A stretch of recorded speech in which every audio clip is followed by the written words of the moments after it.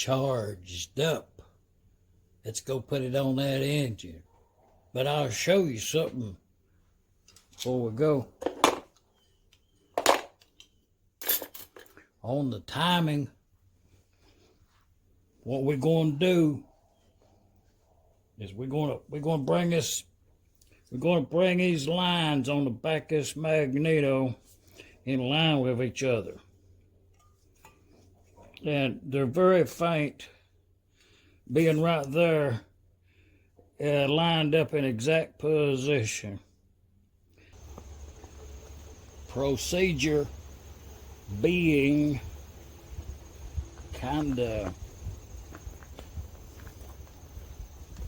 the same principle, just you have to know which side of the crankshaft to cut the keyway on. If you're going by that, if you didn't have no marks, you'd have to know that, which way's your throw. But on this M's, they're actually marked really good. That procedure to put that magneto in there and timing the whole engine itself on the ignition part of it is, you turn the flywheels.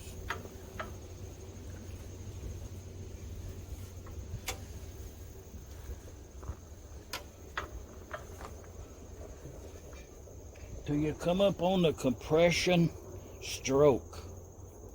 So I felt some resistance when I was turning them flywheels, and you will take note in the direction of engine running that the ignition mark on the flywheel is slowly coming when I turn it to line up with a mark that's on the block down there.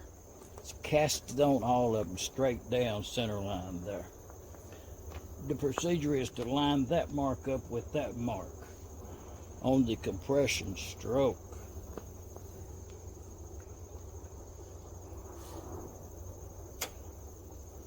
Okay, now your angle is going to be a little different than mine, but you may have heard it. There was a snap on this igniter at that point, and that's the point when that ignition mark on the flywheel is in alignment with the mark on the block. Actually, the degrees is, if you want to figure it, this keyway is dead center on the back that way at that many degrees, and then straight up and down is that many degrees, and you can see where the keyway is at, like about halfway between those two. So that's how many degrees it is before top dead center. So that's on ignition. So the way everything is lined up is correct. Now the next thing to do, we gotta put that magneto on there. Okay, all this is lined up to where it's supposed to be in the position on the magneto to produce the most current at that point, to be fed out to the igniter to produce the spark. So, and to confirm that maybe the mark on the cam gear and the pinion gear are in correct mesh as with the alignment of the magneto. And we'll see it in later. This is enough for the present. But if you mark them on these engines, there's a mark right there on that plate, and a mark on that plate, and a mark up there on the bottom of that magneto mount pedestal right there. Okay, all of them should align in perfect straight line, and they do. Oh yeah. It's around 2 o'clock here in Middle Tennessee. A little morning project. It looked like a NASCAR team in action. I'm just saying. Got them. Look at it. That's what I'm talking about. 6-fold. You know.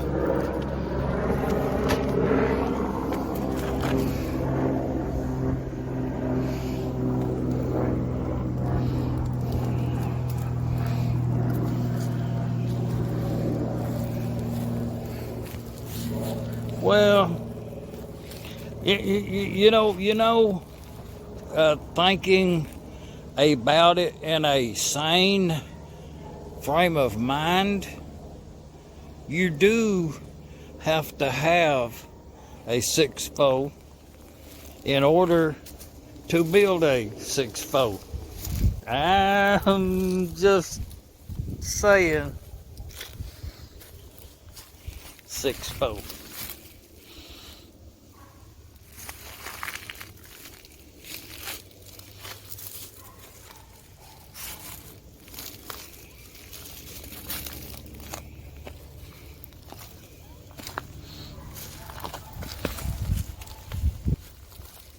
And we got them 4 tires on there, you know. Some of it might buff out. I'm just thinking. We'll buff that out right there. I'm here in Middle Tennessee.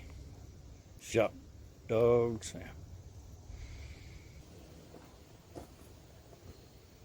I'm supposed to be, man, it ain't no good. I'm supposed to be getting this engine running here. I don't have to work on it. It's already been worked on. All I have to do is oil it up and get it started. It's got some real good parts on it and everything. It's a nice job. But I got distracted. I think one of the things was to just out of general purpose. Wanted the magneto recharged. So I'm supposed to be putting that. What I'm supposed to be doing right now is I'm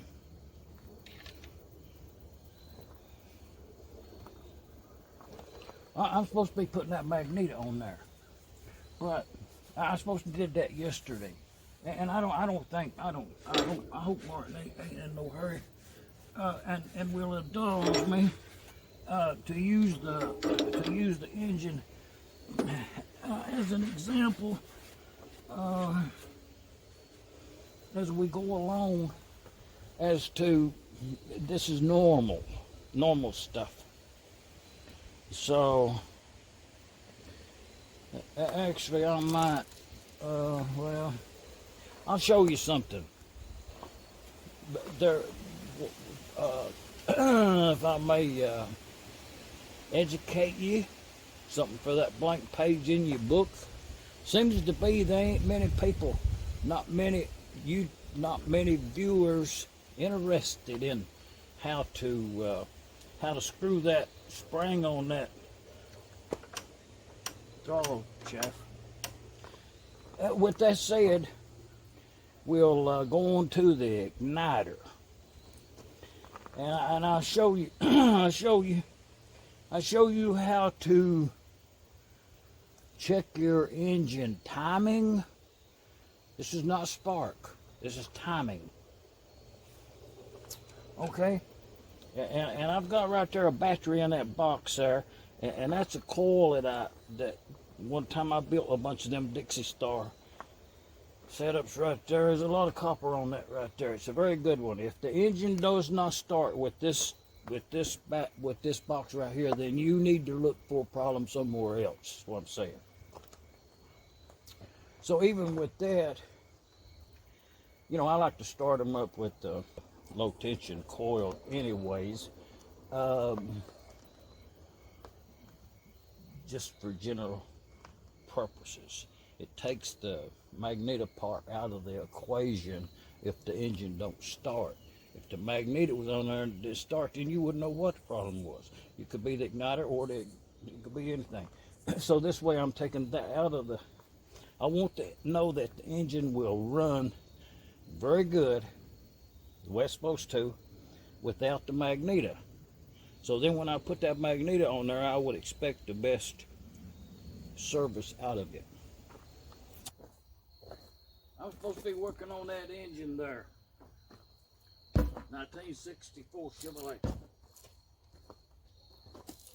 I was distracted by a 1964 Chevrolet. But I'm supposed to be getting this engine running right here is what I'm supposed to be doing. And I've kind of took the liberty, a couple questions that, you know, be it an engine show and somebody quizzed me with a question, you know, how you do this or how you do that. I'm just trying to catch up on some of them, you know, show me instead of, you know. So this right here, I normally do this on almost all these engines, is I'll show you two things as we go. I gassed this engine up. I'm just supposed to get this engine running, you know. So it's already been put together. I just kind of oiling it up a little bit. But it's never had gas in it, I think. So I filled it up with some gas there. At non-ethanol, you know, you get up there, it's kind of expensive, but it's worth it. So,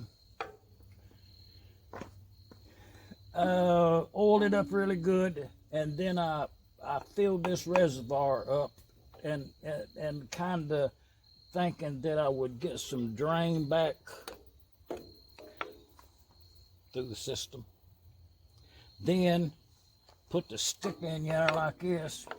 And I pumped that fuel pump up, observing down in this hole up here, that reservoir, and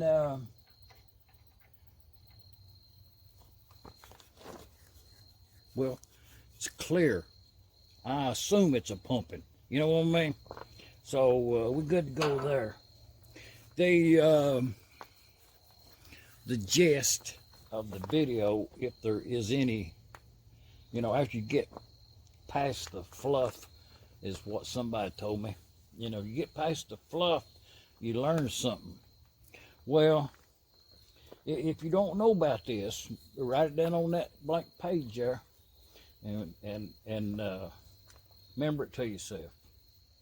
But it's igniter right there, and this is an M, 3 horsepower M, and that's the push rod, and it comes up there and trips on that little thing right there, beep, beep, and it snaps back, you know, like that right there is the way it works, and this spring, you know, keeps everything pulled down and everything, and there's a centric on that, which makes that come up here at the right time, as that ignition is there. That's already on page 3, I think.